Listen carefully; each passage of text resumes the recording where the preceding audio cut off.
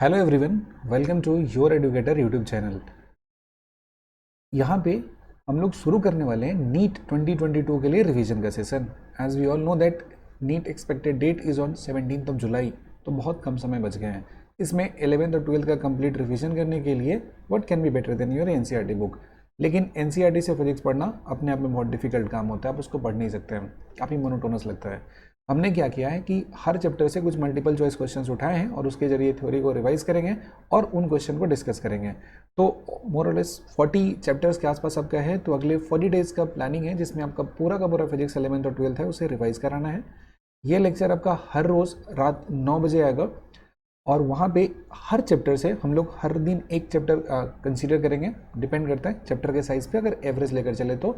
और उससे लगभग 20 क्वेश्चन हम लोग कंसीडर करेंगे और उस क्वेश्चन का कंप्लीट थॉरो डिस्कशन करेंगे और उस थॉरो डिस्कशन में वो चैप्टर हमारा कंप्लीट हो जाएगा और एनसीईआरटी का पूरा निचोड़ वहाँ पे आ जाएगा। क्योंकि एनसीईआरटी बहुत इंपॉर्टेंट है, इसलिए क्लास के बाद इस लेक्चर का पीडीएफ भी आपको अवेलेबल कराया जाएगा। आप इसको ले सकते हैं टेलीग्राम से, लिंक दिया है डिस्क्रिप्शन में, आप वहाँ पर ज्वाइन कर सकते हैं। आज का जो चैप्टर है वो उसका नाम है motion in a straight line. हमने 20 क्वेश्चन यहाँ से सेलेक्ट किए हैं और उस 20 क्वेश्चन का डिस्कशन करेंगे और देखेंगे थ्योरी रिलेटेड जो भी उससे जुड़ी हुई बातें हैं। देखिए, पहला क्वेश्चन जो यहाँ पे शुरू होता है, ये सवाल स्टार्ट होता है हमारा बहुत ही फंडामेंटल एकदम बेसिक कॉन्सेप्ट से शुरू होता है। क्या है ये? बोलता है कि चूज द करेक्ट स्टेटमेंट। यहाँ पे कौन सा जवाब सही है इसमें बताना है। हम जानते हैं ग्राफ के बारे में अगर बात करें हम, तो ग्राफ के बारे में बात करेंगे तो मोशन में जो ग्राफ पढ़ते हैं हम लोग, ग्राफ 3 तरह का पढ़ते हैं। And what are those 3 kinds of graph? देखिए, सबसे पहला ग्राफ जो हम लोग पढ़ते हैं इसका नाम क्या है? तो इसका नाम होता है पोजीशन एंड टाइम ग्राफ होता है। दूसरा ग्राफ का बात करते हैं तो ये क्या हो जाता है? तो ये हो जाता है अपना वेलोसिटी टाइम ग्राफ हो जाता है। और तीसरा ग्राफ का बात करते हैं तो ये हो जाता है अपना एक्सेलरेशन टाइम ग्राफ हो जाता है। अगर पोजीशन टाइम ग्राफ की बात करते हैं तो पोजीशन टाइम ग्राफ का जब स्लोप आप निकालोगे तो स्लोप क्या देता है पोजीशन टाइम ग्राफ का? तो ये देता है आपका वेलोसिटी। वहीं पे वेलोसिटी टाइम ग्राफ होता है, इसमें दो चीज़ें हम लोग कैलकुलेट करते हैं। सबसे पहला पॉइंट होता है इसका स्लोप हो जाता है, और स्लोप क्या देता है वेलोसिटी टाइम ग्राफ का? तो वेलोसिटी टाइम ग्राफ का स्लोप एक्सेलरेशन देता है। और वहीं पे वेलोसिटी टाइम ग्राफ का जब एरिया आप कैलकुलेट करते हो तो एरिया क्या देता है? एरिया डिस्प्लेसमेंट देता है। अगर हम बात करते हैं एक्सेलरेशन टाइम ग्राफ का, तो एक्सेलरेशन टाइम ग्राफ में एरिया देता है हमें चेंज इन वेलोसिटी का वैल्यू देता है।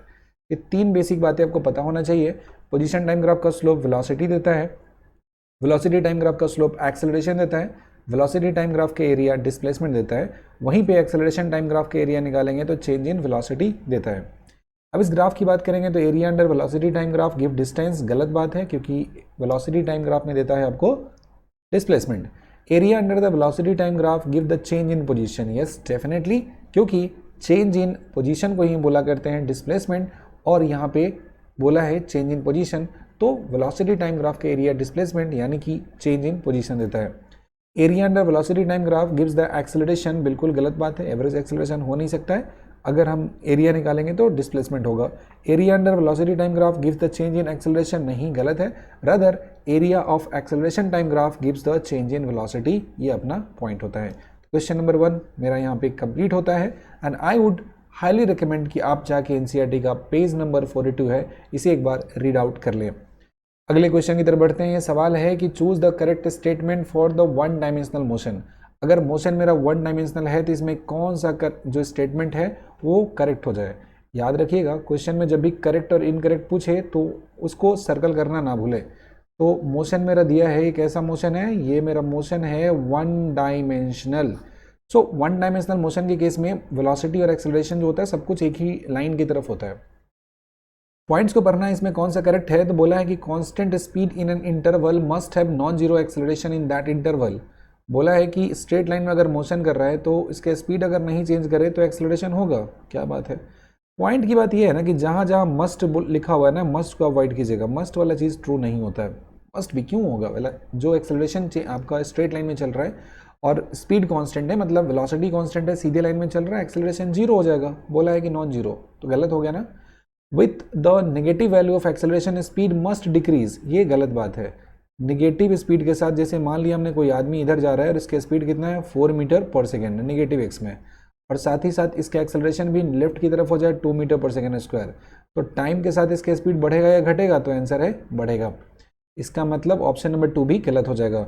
थर्ड है with negative value of acceleration speed में इंक्रीज, ये बात सही बोल रहा है।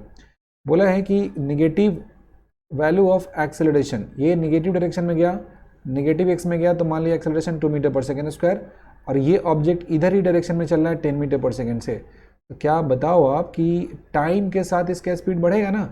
यस बढ़ेगा। साथ में एक और बात है नोटिस करोगे, ये बोल नहीं रहा है कि मस्ट, ये कैसा बोल रहा है, ये बोला कि मे इंक्रीजेज, तो मे वाला एकदम सही होता है।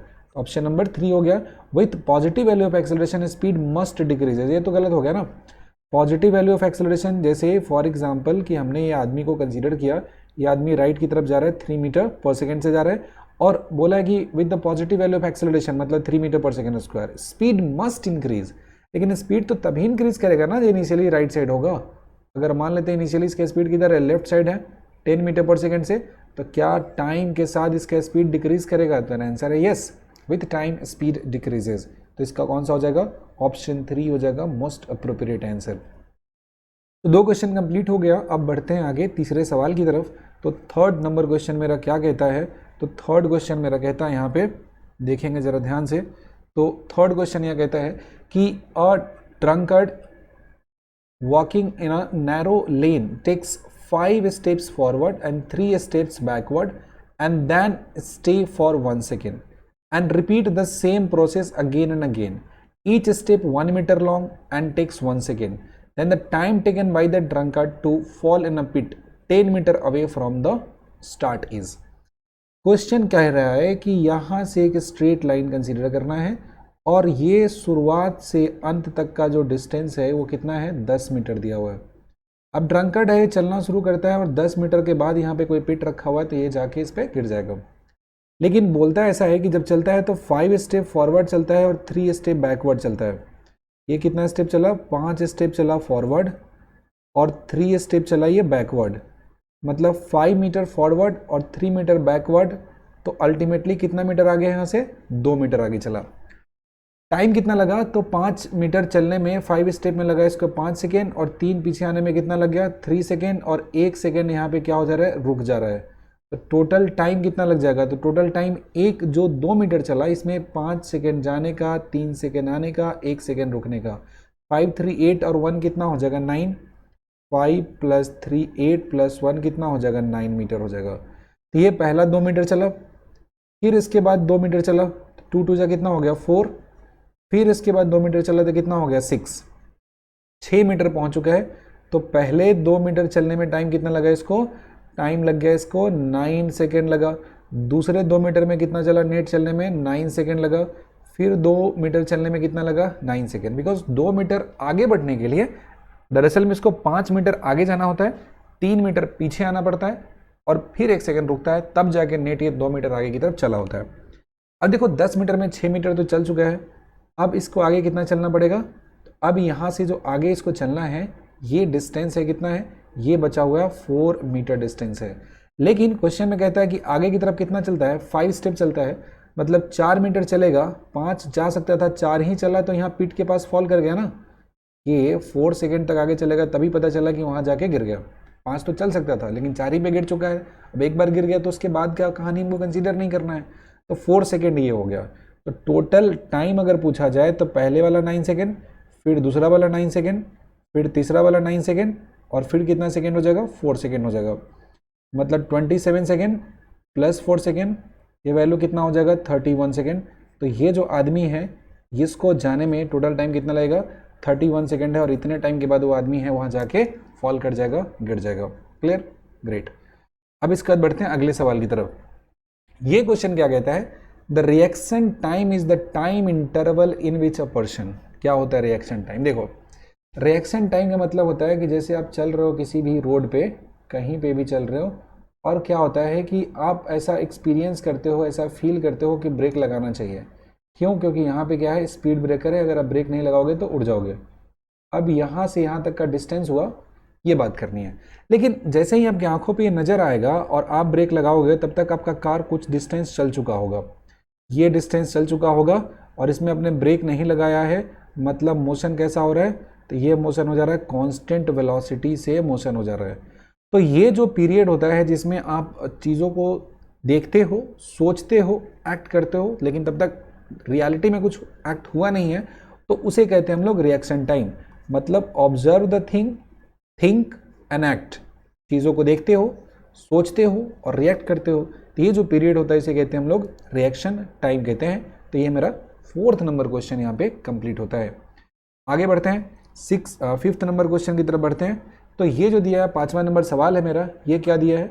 A person driving a car with a speed of 72 kilometre per our. एक आदमी है, ये कार को ड्राइव कर रहा है 72 किलोमीटर पर आवर से, और साथ ही साथ ये कुछ ऑब्जर्व करता है जहाँ पे इसको फील होता है कि अब ब्रेक लगाना चाहिए। ये कार है, चल रहा है कितनी स्पीड से? तो ये स्पीड चल रहा है 72 किलोमीटर पर आवर, जिसका वैल्यू हो जाएगा 72 हो जाएगा, और ये कितना हो जाएगा 5 डिवाइडेड बाई कितना हो जाएगा 18 हो जाएगा। 18 से हो जाएगा 4 टाइम्स एंड 5 4 जाएगा कितना हो जाएगा 20 मीटर पर सेकेंड हो जाएगा। अब यहाँ पे एक्सपीरियंस करता है कि कितने मीटर पे? 100 मीटर की डिस्टेंस पे यहाँ पे एक लड़का है जो रोड को क्रॉस करना चाहता है।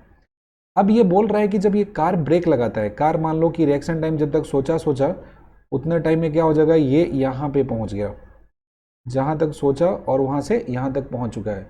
यहाँ भी इसका स्पीड कितना है 20 मीटर पर सेकेंड है, लेकिन यहाँ से ये रिटार्ड होते गया और चलते चलते क्या हो गया, रुक गया।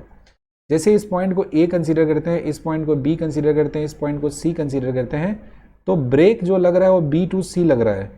ए टू बी वाला जो सिचुएशन है उसमें ऑब्जेक्ट आपका कांस्टेंट वेलोसिटी से मोशन कर रहा है। तो बी टू सी की बात करेंगे तो इक्वेशन हो जाता है भी a square equals to u square plus कितना होता है 2s। फाइनली रुक जा रहा है तो 0 हो जाएगा। इनिशियल स्पीड कितना है 20 है, तो ये हो गया 20 का स्क्वायर -2 इंटू एक्सेलरेशन कितना है 5 है, इंटू कितना हो जाएगा s हो जाएगा। तो यहाँ से डिस्प्लेसमेंट s निकालेंगे तो वैल्यू कितना हो जाएगा, ये वैल्यू हो जाएगा 20 का स्क्वायर बाई 2 इंटू कितना हो जाएगा 5। 20 का स्क्वायर कितना हो जाएगा 400 हो जाएगा, डिवाइडेड बाई कितना हो जाएगा 10 हो जाएगा। तो डिस्प्लेसमेंट s का वैल्यू कितना हो जाएगा, तो ये वैल्यू हो जाएगा 40 metre. The value of displacement is 40 metre. अब यहाँ पे आप जरा देखेंगे तो आपको पता चलेगा कि पूरे 100 मीटर में ब्रेकिंग डिस्टेंस हुआ 40, तो ये जो डिस्टेंस है ये कितना हो जाएगा, ये हो जाएगा 100 माइनस कितना हो जाएगा 40 which is equals to 60 metre. तो ये जो ऑब्जेक्ट है वो 60 मीटर में चल रहा है किससे, कांस्टेंट स्पीड से। कांस्टेंट स्पीड से चलता है तो एस इज इक्वल्स टू कितना होता है v इंटू टी, और डिस्टेंस का वैल्यू कितना है 60, और साथ ही में स्पीड का जब बात करेंगे तो कितना दिया है 20, और टाइम कितना है t, तो हमसे टाइम पूछा गया है, तो टाइम इक्वल्स टू हो जाएगा 60 डिवाइडेड बाई 20, तो वैल्यू कितना आ जाएगा, तो ये वैल्यू आ गया 3 सेकेंड्स इसका आंसर हो जाएगा। So option 3 will be the correct answer for this question. तो 5 क्वेश्चन हमने कंप्लीट कर लिया है। आगे बढ़ते हैं अगले सवाल की तरफ। इसमें बोला है कि in any realistic condition velocity time acceleration time graph can not have sharp kink at some point, this implies that. देखिए इसका मतलब ये हुआ कि कोई भी अगर वेलोसिटी टाइम ग्राफ बनाते हैं या एक्सेलरेशन टाइम ग्राफ बनाते हैं तो इसमें शार्प किंक नहीं होना चाहिए। मतलब ऐसे मान लो कि डिक्रीज हो रहा था और अचानक से यहाँ पे से इंक्रीज हो जाए ऊपर में बिना जीरो हुए, तो ये पॉसिबल नहीं है ना। सडनली वेलोसिटी कैसे चेंज हो सकता है, मान लो कि मोशन ऐसा कर रहा है तो मोशन जाके ऊपर मुड़ने का टाइम लगेगा ना। जैसे यहाँ गया तो वेलोसिटी 0 हो जाएगा, ऐसे थोड़ा कि इतना जा रहा है बीच में 10 मीटर पर सेकंड से, और अचानक से यहाँ से उल्टा हो गया, नहीं ना। अचानक से एक्सेलरेशन का वैल्यू अनडिफाइंड तो नहीं हो सकता है। तो एक याद रखना है कि कहीं भी शार्प टर्न होता है ना ग्राफ में, अवॉइड करना है। क्या करना है, शार्प टर्न कहीं भी होगा ग्राफ में तो इसे हमको अवॉइड करना है। इसे इस तरह का जो ग्राफ होगा वो मोशन को रिप्रेजेंट नहीं करेगा। इसका मतलब कि वेलोसिटी और acceleration can not change abruptly at an instant. किसी भी गिवन मोमेंट पे वेलोसिटी का जो वैल्यू होगा वो अचानक से चेंज नहीं कर सकता है, चेंज करने में वक्त लगता है। अगर ऐसा होता है तो वो ग्राफ मोशन को रिप्रेजेंट नहीं करेगा। तो 6 क्वेश्चन हुआ। 7वें सवाल की तरफ बढ़ते हैं हम लोग। तो ये क्या कहता है इस बात को जरा समझेंगे। ये क्वेश्चन कह रहा है कि ball is thrown vertically upward with a velocity of 20 metre per second from the top of 160 metre high building. Time taken by ball to hit the ground. पहले जो सिचुएशन दिया है इसको डायग्रामेटिकली हम लोग रिप्रेजेंट करने की कोशिश करेंगे, क्योंकि क्वेश्चन मेरा बहुत आसान हो जाता है अगर हम उसको सही तरीके से विजुअलाइज कर लेते हैं। ये टावर हो गया और यहाँ से ऑब्जेक्ट को क्या किया हमने, थ्रो किया ऊपर की तरफ, कितने स्पीड से, 20 मीटर पर सेकेंड से। ऑब्वियस ही बात है ऑब्जेक्ट कहाँ जाएगा, ऊपर की तरफ, और ऊपर की तरफ जाने के बाद ये फिर लौट कर ग्राउंड को पहुँच जाता है। अब ये जो टावर दिया इसका हाइट कितना दिया था, तो टावर का हाइट दिया था 160 मीटर दिया हुआ था। तो अगर इसके लिए हम इक्वेशन लगाएंगे तो कितना हो जाएगा, s is equals to u t plus half a t square. Equation लगाते समय एक बात छोटा सा ध्यान में रखना है कि ये जो लाइन होता है इसको हम लोग रेफरेंस लाइन लेते हैं, और रेफरेंस लाइन के ऊपर की तरफ कुछ भी मेजर करेंगे तो पॉजिटिव हो जाएगा, और रेफरेंस लाइन के नीचे की तरफ कुछ भी मेजर करेंगे तो नेगेटिव हो जाएगा। तो यहाँ पे जो डिस्प्लेसमेंट है वो नीचे की तरफ हो रहा है, मतलब एस का वैल्यू कितना हो जाएगा, -160 मीटर हो जाएगा। एक्सेलरेशन भी फ्री फॉल में नीचे हो रहा है तो -10 मीटर पर सेकेंड स्क्वायर हो जाएगा। साथ ही साथ इसका जो इनिशियल स्पीड है ये अपवर्ड डायरेक्शन में है, और अपवर्ड डायरेक्शन में तो क्या लेंगे, पॉजिटिव लेंगे, और वो कितना हो जाएगा, 20 मीटर पर सेकेंड। तो now use the equation s is equals to u t plus कितना हो जाएगा, हाफ ए टी स्क्वायर। और एस की बात करेंगे तो डाउनवर्ड है नीचे की तरफ तो -160, यू की बात करेंगे तो कितना हो जाएगा, 20 इंटू टी हो जाएगा, और एक्सेलरेशन निगेटिव है तो -हाफ इंटू 10 इंटू कितना हो जाएगा, टी स्क्वायर। ये जीरो और ये जीरो कैंसिल, 2 से मल्टीप्लाई करेंगे तो कितना होगा, 32, 2 टू जा कितना हो जाएगा 4t, माइनस कितना हो जाएगा टी स्क्वायर। तो लिखेंगे t square -4t -32 is equals to 0। So t square 8 4 जा 32 कर सकते हैं ना, तो -8t plus 4t -32 is equals to 0। अगर इसको सिंप्लीफाई करेंगे तो t कॉमन करेंगे तो कितना हो जाएगा, t -8 प्लस 4 कॉमन करेंगे तो कितना हो जाएगा, t -8 and this is equals to 0। यहाँ से t -8 कॉमन करेंगे तो कितना बचेगा, t प्लस 4 हो जाएगा, बराबर कितना हो जाएगा, 0। सो t -8 इज इक्वल्स टू 0। तो t का वैल्यू कैलकुलेट करेंगे तो कितना आ जाएगा, 8 आ जाएगा। तो इस ऑब्जेक्ट को ऊपर से चल के ग्राउंड तक पहुंचने में जो वक्त लगेगा वो कितना होगा, ये 8 सेकेंड का टाइम लगेगा। 8 सेकेंड में ऑब्जेक्ट आपका ऊपर से चलते हुए ग्राउंड को पहुंच जाएगा। तो यहाँ पे साइन कन्वेंशन हम समझ सकते हो कि कैसे हम लोग प्रोजेक्टाइल मोशन में लगाते हैं। और बेटर अंडरस्टैंडिंग के लिए I would highly recommend you to refer this page number 48 of your NCERT book class 11th। अगले पॉइंट की तरफ चलते हैं। ये पॉइंट बोला है कि which of the following, question number 8 है, which of the following case an object can be considered as a point object.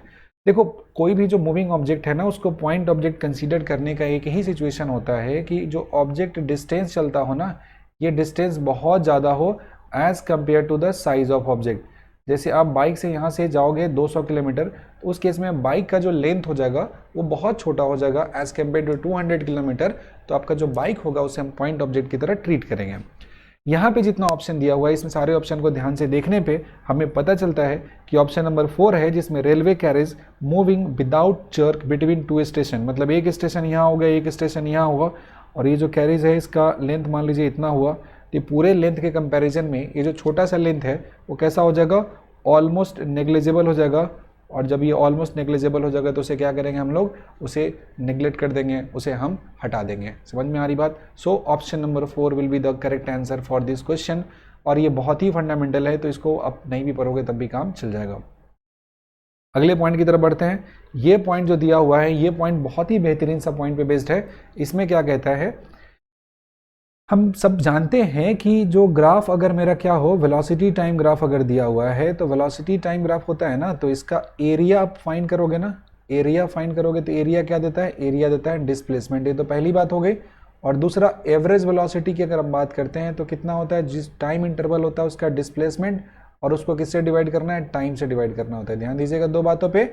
अगर वेलोसिटी टाइम ग्राफ दिया है तो उसका एरिया निकालेंगे तो क्या मिल जाएगा, डिस्प्लेसमेंट मिल जाएगा। और साथ ही एवरेज वेलोसिटी अगर निकालना है तो एवरेज वेलोसिटी हो जाता है डिस्प्लेसमेंट को टाइम से डिवाइड करने पे। अब इस सवाल को जरा ध्यान से देखेंगे तो इसमें बोला है कि एवरेज वेलोसिटी का वैल्यू निकालिए। इसमें बोला है कि velocity a time graph of A particle moving along a fixed direction is shown in the figure. Average velocity of the particle between 5 and 10 second, 5 से 10 सेकेंड के बीच में कितना एवरेज वेलोसिटी होगा निकालेंगे।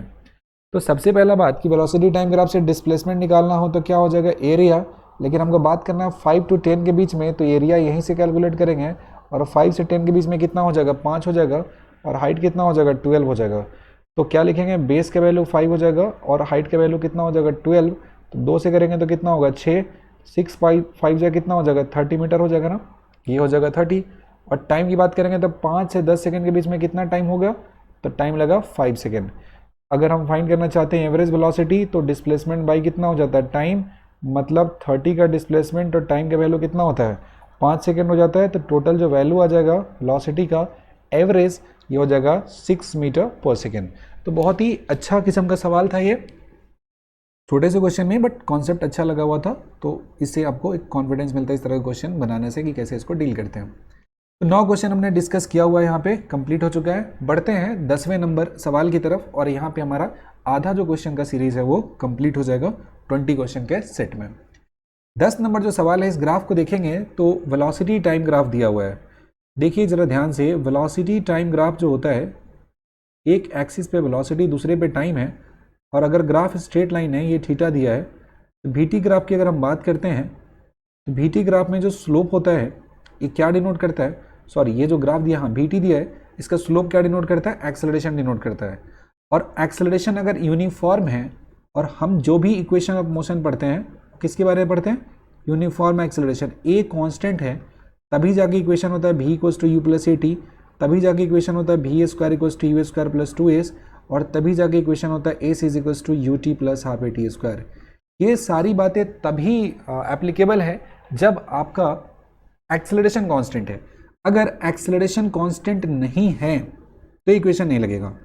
अब जरा ध्यान से देखेंगे बात को, एक्सेलरेशन कांस्टेंट होता तो ग्राफ कैसा होता है, स्ट्रेट लाइन होता, ग्राफ होता है स्ट्रेट लाइन, क्यों, अगर एक्सेलरेशन कांस्टेंट होता है। लेकिन इस क्वेश्चन का जो ग्राफ है स्ट्रेट लाइन नहीं दिया है, मतलब इस क्वेश्चन में एक्सेलरेशन जो दिया है इसका अगर कांस्टेंट होने का बात करेंगे तो एक्सेलरेशन कांस्टेंट यहाँ पे नहीं होगा। जब एक्सेलरेशन कांस्टेंट नहीं होगा तो v square equals to u square plus 2s equation भी नहीं होगा, s is equals to u t plus half a t square भी नहीं होगा, and v is equals to u plus a t equation भी एप्लीकेबल नहीं होगा, क्योंकि ये सारे इक्वेशन तभी एप्लीकेबल होते हैं जब एक्सेलरेशन आपका क्या होता है, कांस्टेंट होता है। मतलब आपके पास सिर्फ और सिर्फ एक ऑप्शन बचता है, ऑप्शन नंबर 4, और वही इसका करेक्ट आंसर हो जाएगा।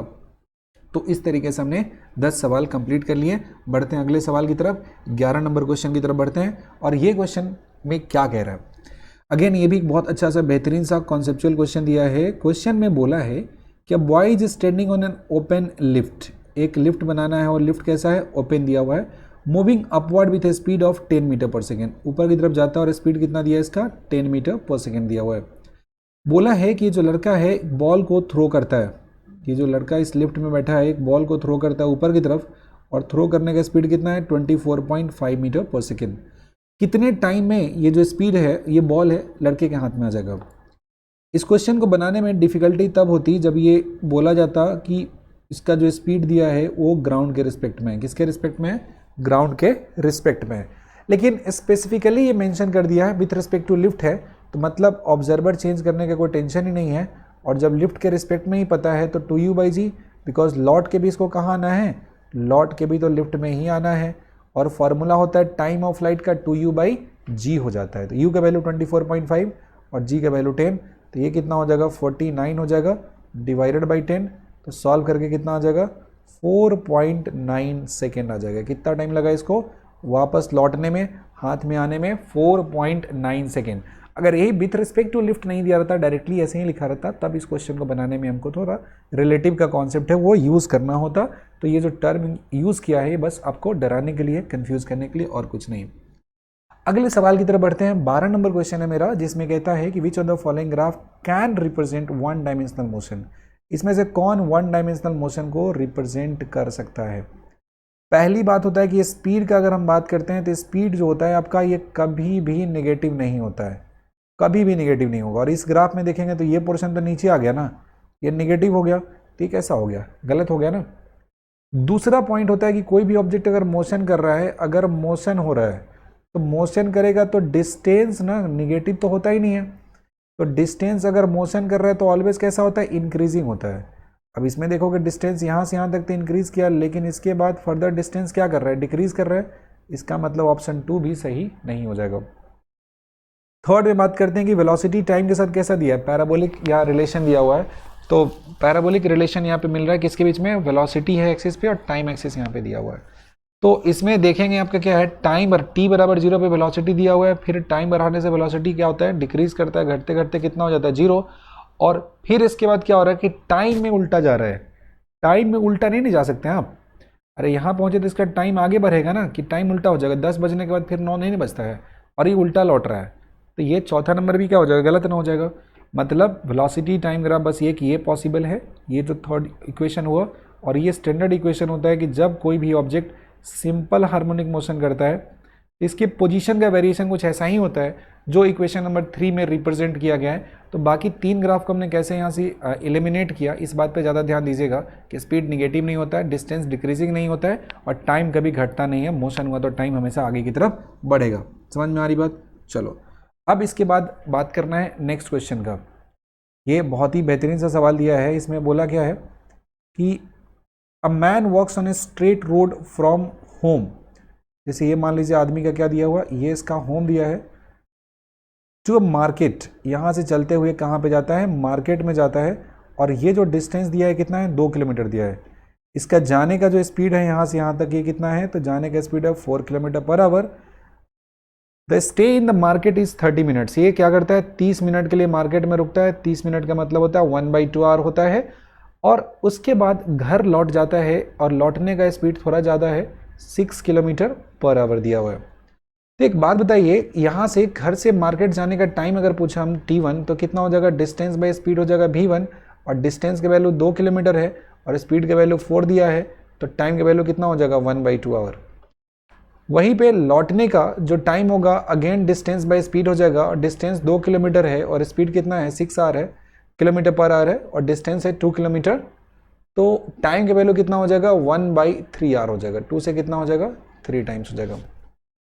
तो टोटल टाइम t निकालेंगे तो कितना हो जाएगा बताओ, 1/2 आवर लगेगा इसको जाने में, फिर आधे घंटा रुका मार्केट में, और 1/3 आवर लगा इसको वापस आने में, तो 1 प्लस कितना हो जाएगा, 1/3, तो वैल्यू कितना हो जाएगा, 4/3 आवर हुआ।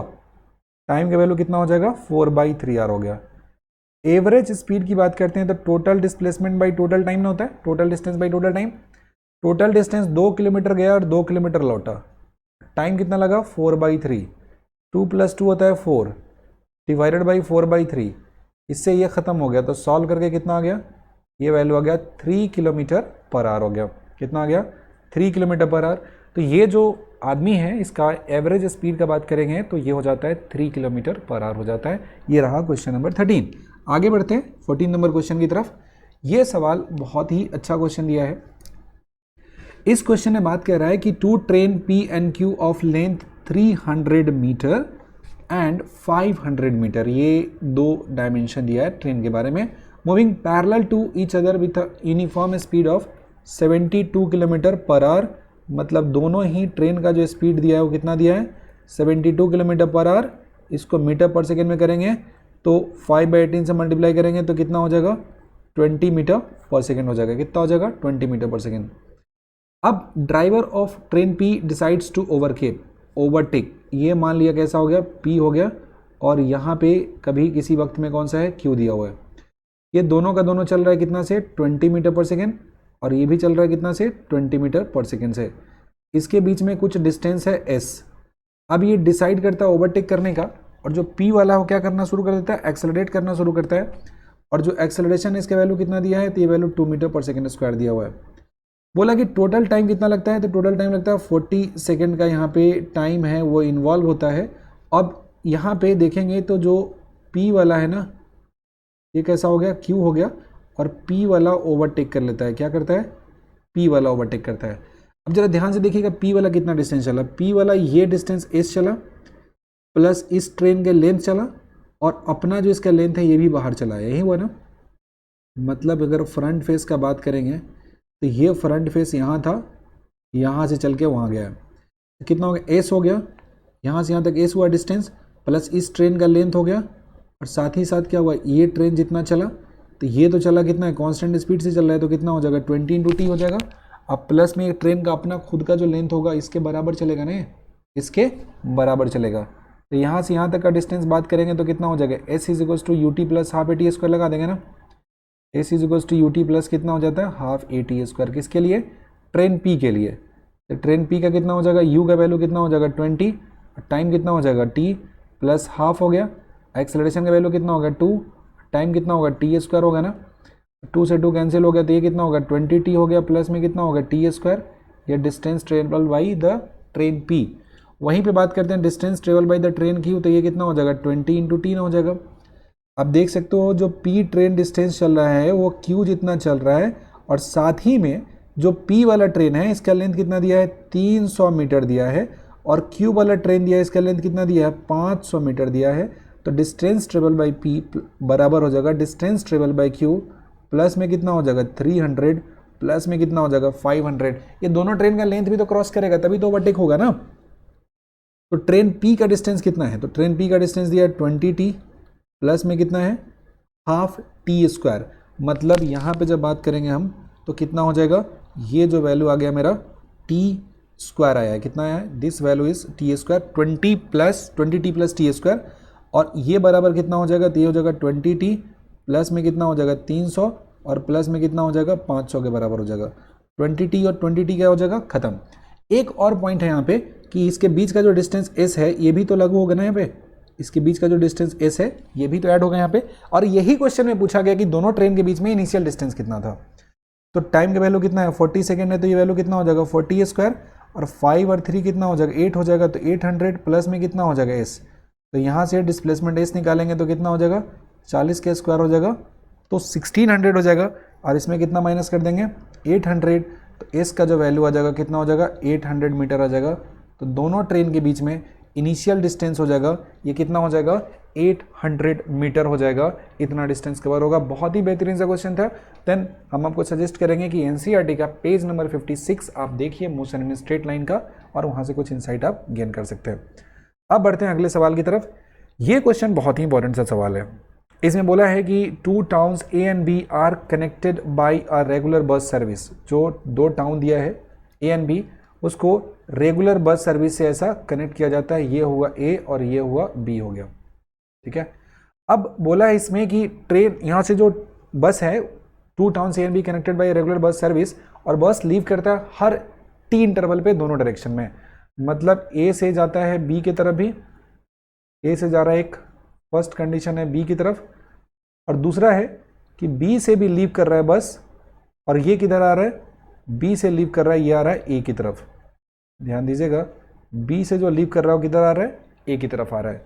अब एक आदमी है जो साइकिल चला रहा है, man cycling with a speed of 20 kilometre per hour in the direction from A to B. मतलब एक आदमी है जो कहाँ जा रहा है, ए से बी की तरफ जा रहा है, और इसका रफ्तार दिया है 20 किलोमीटर पर आवर दिया हुआ है। इस आदमी के बारे में बोला गया है कि a to b notice that bus goes past him every 18 minutes. हर 18 मिनट पे बस क्रॉस करता है, जिस डायरेक्शन में वो जा रहा है उस डायरेक्शन में। और वहीं पे अपोजिट में बात करें तो हर 6 मिनट पे एक बस पास करता है। समझ में आ रही बात, हर 6 मिनट पे सेम डायरेक्शन में, एंड हर 6 मिनट पे अपोजिट डायरेक्शन में, और हर 18 मिनट पे आपका सेम डायरेक्शन में। एक छोटा सा पॉइंट यहाँ पे नोटिस करने वाली बात यह है कि क्या ये जो 2 बस दिया है इसके बीच का जो गैप होगा ये तो फिक्स होगा। क्यों? क्योंकि बस आपका चल रहा है कांस्टेंट स्पीड से। कितना चल रहा है? कांस्टेंट स्पीड से, और बस लीव कर रहा है टी टाइम पे। तो दूसरा वाला बस भी इंटू टी डिस्टेंस चलेगा तभी ना पहला वाला निकलेगा। अब फिर इसके भी इंटू टी चलने पर इधर से निकलेगा तीसरा वाला। तो 2 बस के बीच का गैप इतना ही भी इंटू टी होगा। तो बस के बीच का गैप हमको पता है कितना हो जाएगा, डी हो जाएगा। 2 केसेस में बात करना है। जैसे पहला केस है सेम डायरेक्शन का। पहला केस कौन सा है? ये फर्स्ट केस है सेम डायरेक्शन का। जैसे इधर मान लिया कितना चल रहा है 20 किलोमीटर पर आवर से, और ये जो बस जा रहा है इधर की तरफ जा रहा है भी से। ये हुआ फर्स्ट केस हो गया, कोई दिक्कत नहीं है। तो ये डिस्टेंस इसके बीच में कितना है? डी है। मतलब मिलेगा कितने टाइम में मिल रहा है इसको? सेम डायरेक्शन में 18 मिनट में। तो डिस्टेंस डी बराबर सेम डायरेक्शन में रिलेटिव का वैल्यू कितना हो जाएगा? तो रिलेटिव का वैल्यू कितना हो जाएगा? ये हो जाएगा भी माइनस 20 हो जाएगा। ये वैल्यू कितना हो जाएगा? भी माइनस 20। ओके, ये वैल्यू हो जाएगा भी माइनस 20। तो डी का वैल्यू कितना हो जाएगा? ये जा रहा है सेम डायरेक्शन में, तो ये लिखेंगे तो हो जाएगा भी माइनस 20 हो जाएगा, और इंटू 18 मिनट है तो 18 बाई कितना लिखेंगे 60। और वहीं पे जब अपोजिट डायरेक्शन में जाता है तो रिलेटिव क्या हो जाता है? जुट जाता है। अपोजिट में हो जाएगा तो रिलेटिव क्या हो जाता है, जुट जाता है, तो भी प्लस 20 हो जाएगा।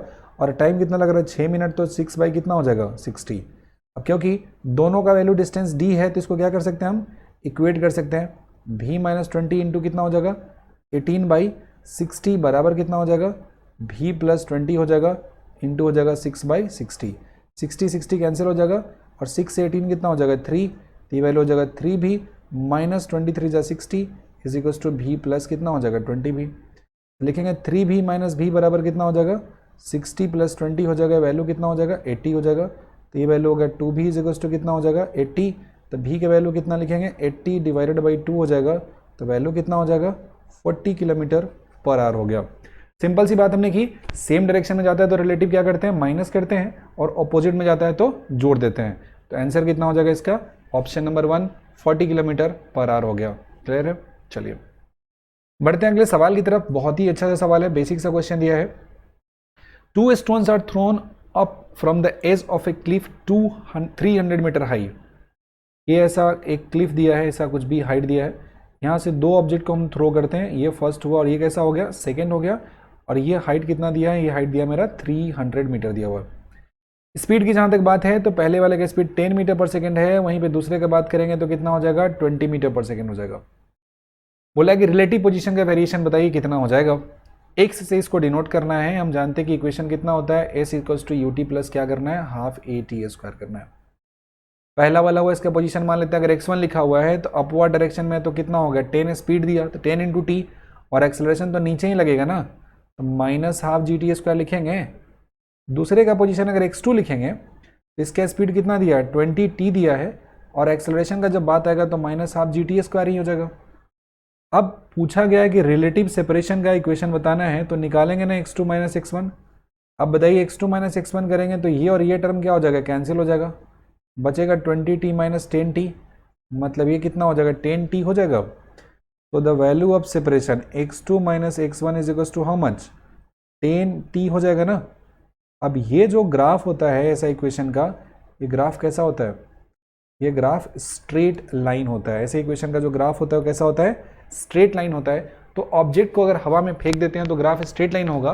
और इसके पीछे एक और लॉजिक होता है कि जब ऑब्जेक्ट आपका एयर में मोशन कर रहा है तो रिलेटिव एक्सेलरेशन का वैल्यू 0 हो जाता है और मोशन यूनिफॉर्म हो जाता है। ये मोशन कैसा है, ये यूनिफॉर्म मोशन हो जाता है, कांस्टेंट वेलोसिटी से चल रहा है। रिलेटिव वेलोसिटी की जहां तक बात है तो ग्राफ कैसा होता है, एक दूसरे को देखता है तो स्ट्रेट लाइन इसको दिखाई देता है।